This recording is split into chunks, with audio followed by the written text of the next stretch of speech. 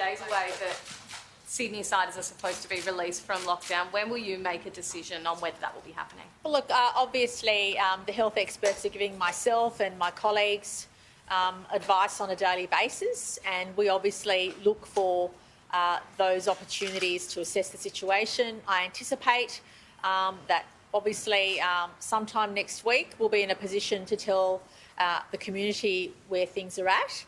It's a bit too soon at the moment. We have seen the tide turn. We have seen those green shoots, but I also want to stress in particular, on top of what Dr. Chant has expressed, that we're seeing the virus, the central focus of the cases now shift from southeast Sydney to parts of Auburn, southwest and western Sydney. We want to make sure that the essential workers who've been caught up with the recent cases are isolating, which they are.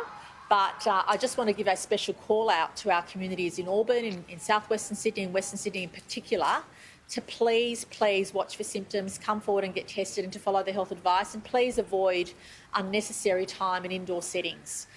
If you do feel you need to go out of the house, use that exercise in an outdoor setting. Please avoid indoor settings because that's where the virus is transmitting more rapidly.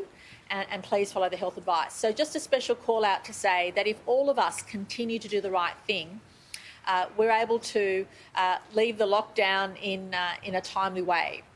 The next few days will be telling, but so far I'm relieved that there hasn't been a huge surge in numbers. I'm also relieved that the tide seems to be shifting in relation to the number of people who've been in isolation that are getting the virus as opposed to those who've been exposed in the community, and that's positive news. We should hold on to that.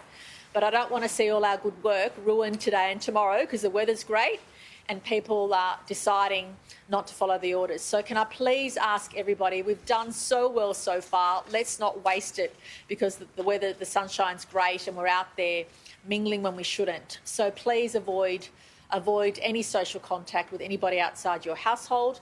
If you're exercising with other people outside your household, please maintain the social distancing. Please make sure it's outdoors. And avoid those indoor settings. So we have an opportunity to keep sticking together, doing the right thing and getting out of this lockdown as soon as we can. And that's essentially what I'm pinning my hopes on. I'm putting my hope in the people of our great state to continue to do the right thing, to follow the health advice. And I can say the numbers are telling. We always base our decisions in New South Wales on the health advice and the science and the data. And there has been a shift in the last 24 hours and we want to see that shift continue. We want to see that trend continue. We always assume there'd be a high number of cases, but so long as the majority of those cases are in isolation, that's less concern, and that's exactly what we've seen overnight. If we continue to see those trends, we have a greater chance, of course, of getting out of the lockdown in a timely way.